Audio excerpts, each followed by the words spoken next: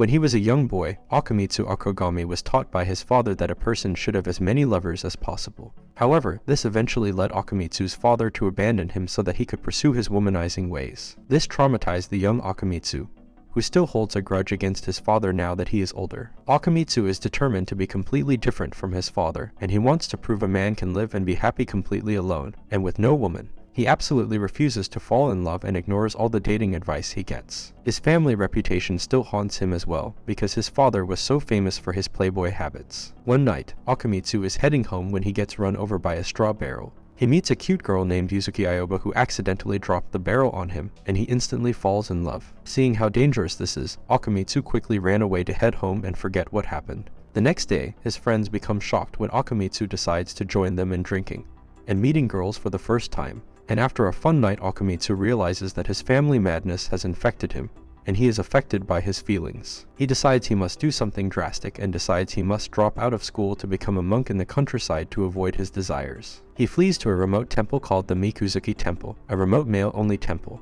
But when he arrives at the temple, the first person he meets is actually Yuzuki. After an uncomfortable meeting where Akemitsu thinks he is dreaming, Akemitsu desperately tries to run away again, but he becomes injured. In the end, he loses control of himself and proposes marriage. Yuzuki decides to have tea with him to clear up their misunderstandings, but Yuzuki was actually supposed to have a meeting with a marriage prospect, and she confuses the prospect for him. Akemitsu decides to step out to clear his head, but when he sees the temple cat Nyogosuke in a well, he accidentally falls into the well himself trying to save Nyogosuke. Meanwhile, Yuzuki is shocked to find out that Akemitsu is not actually her marriage candidate. Her sister Tsukuyo Aoba arrives, and the both of them get scared of a returning Akemitsu who is injured from the well. After a misunderstanding where they mistake him for a ghostly revengeful spirit, they run away from Akemitsu and run into Kurage Aoba, their youngest sister, who passes out in fear but is caught by Akemitsu. Meanwhile, Kagura Baldwin and Mia Kristoff, two visiting guests to the temple, are practicing calligraphy when they hear the commotion. Mia tries to investigate but gets headbutted by Akemitsu by accident. Finally, Akemitsu catches up to the Aoba sisters and Yuzuki uses her priestess combat skills to knock him out.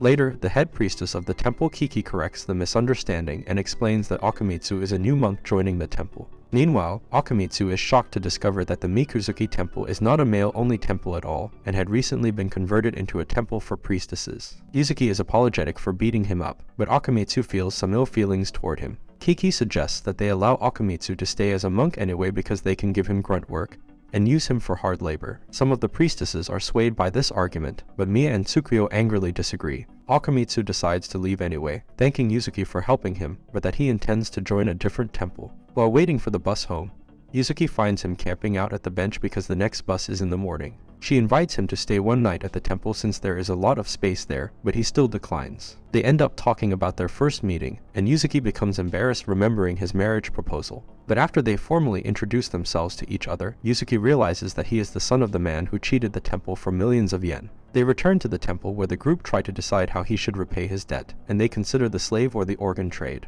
And everyone becomes shocked when Yuzuki suggests his body, after embarrassingly clearing up the misunderstanding, saying that he should work off his debt. Mia and Tsukuyo try to argue, but are intimidated by Yuzuki's strength. Yuzuki shows Akemitsu the temple, and he quickly becomes remorseful for his father's action after seeing the temple in a bad state due to how poor they are. Meanwhile, Tsukuyo and Mia lead a meeting to find a way to kick Akemitsu out of the temple. Kiki arrives and suggests that one of the priestesses could try to seduce him, which could lead to his expulsion. The girls decide unanimously that Tsukuyo should be the one to do it.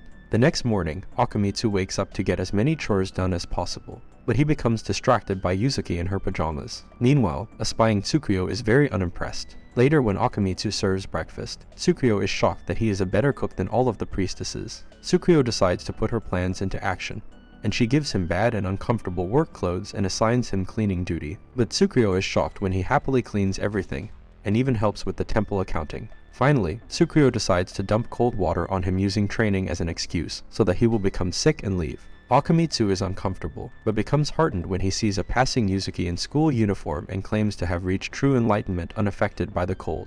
Later, while Akemitsu is taking a bath, Tsukuyo decides to ambush him to get him kicked out. She fails due to her embarrassment, but they end up kissing after falling over each other. Yuzuki catches them, and a disappointed Yuzuki orders Akemitsu to leave. Although the other girls congratulate Tsukuyo for her successful plan, she starts to feel bad, especially after Yuzuki won't talk to her. But it turns out, Yuzuki was just embarrassed to catch Tsukuyo, and Akemitsu together, and she knew about her plan to kick him out from Kiki anyway. The two sisters have a chat where Tsukuyo asks why Yuzuki is letting Akemitsu stay at a temple for priestesses. Yuzuki doesn't have an answer, but she feels that it would have been what their mother would have wanted and that she sees great potential in Akemitsu. Tsukuyo starts to be persuaded that he could stay, but the two of them become shocked when Kiki tells them that Akemitsu has packed his things and left. Meanwhile, a remorseful Akemitsu has decided to turn himself into the police for disorderly conduct and kissing a girl accidentally, but the police kick him out. He tries to return to his apartment in the city, but discovers that his landlord has already sold his place and threw out his belongings. And now homeless Akemitsu lives in a cardboard box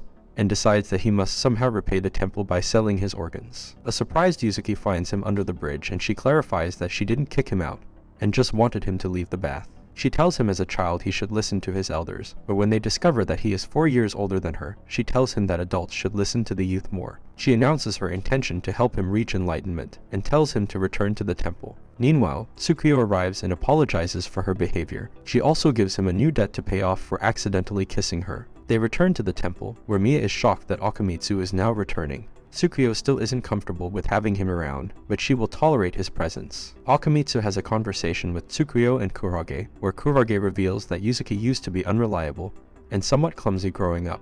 Kurage helps him make dinner, but Akemitsu is shocked when Kurage starts to say problematic things which contrasts her innocent demeanor. She tells him that Yuzuki used to be the same, but that her sister had to grow up quickly. She then tricks him into entering the bath where he gets beat up. Finally, Mia arrives, announcing that she will stop the temple from falling into depravity and get rid of him once and for all. Mia decides that kicking him out will not be enough. She orders him to duel her, and if she wins she will sterilize him. They are shocked when Akemitsu seems enthusiastic about the operation. As part of the challenge, the sisters leave the temple to give Akemitsu and Mia space for their duel. Akemitsu isn't quite sure why Mia dislikes him so much, and he seems to have forgotten that he headbutted her when they met. Mia announces their challenge will be duel with katanas, because Mia traveled from overseas to study the art of the sword in Japan. Akemitsu decides to use his bare fists to stop the sword, and a wardrobe accident ends up with Mia losing the duel. Kagura decides that she will decide the losing condition, and shows Mia a book of mysterious torture devices. But Akemitsu decides Mia, and demands the book instead.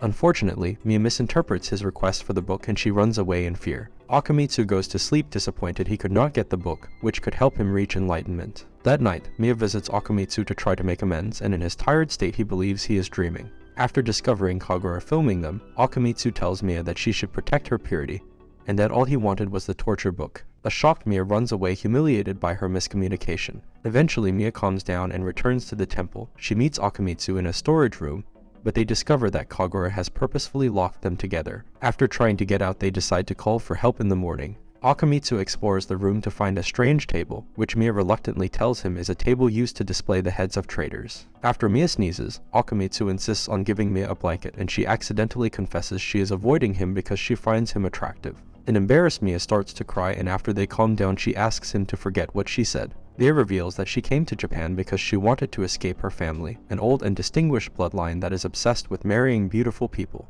Mia's mother was a known seductress, and Mia became isolated at school. She eventually made friends with Kagura, and the two of them left for Japan to explore Zen Buddhism, which eventually led them to the Mikuzuki Temple. Mia hoped that the temple would be a refuge for her to escape her family history, but Akemitsu has now ruined things. Akemitsu is touched, because his family situation is the same, and they both cry together over their tragic backstories. Mia wonders if they are fated to meet because the two of them have such similar circumstances, but she starts to doubt herself. Akemitsu cheers her up by announcing that both of them can escape their family history by pursuing enlightenment together, and the two of them reconcile so they can study Buddhism. Meanwhile, Kagura arrives to free them and gives them the book on torture devices. But the next morning, after Yuzuki finds them training, she punishes Akemitsu. Meanwhile, Kiki reminds Yuzuki that her marriage candidate was supposed to arrive today, and she is late to her appointment. Akemitsu helps her to prepare, and they rush to the meeting. Akemitsu discovers that Yuzuki is hoping to get married so that they can have a new head priest for the temple. This is because the Mikuzuki will close and the family will have to move out if it doesn't have a head priest, and Kiki can only stay as the head priestess for another year. Yuzuki wants to protect the temple at all costs, so Akemitsu helps her by borrowing a bike. But after it runs out of gas, Yuzuki leads them into a moving truck, mistaking the truck as a bus. She becomes depressed because they will definitely be late to the meeting, but Akemitsu announces that he will help her at all costs,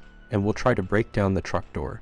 And this is all for this video. Make sure to subscribe if you enjoyed it, and I will see you in the next one.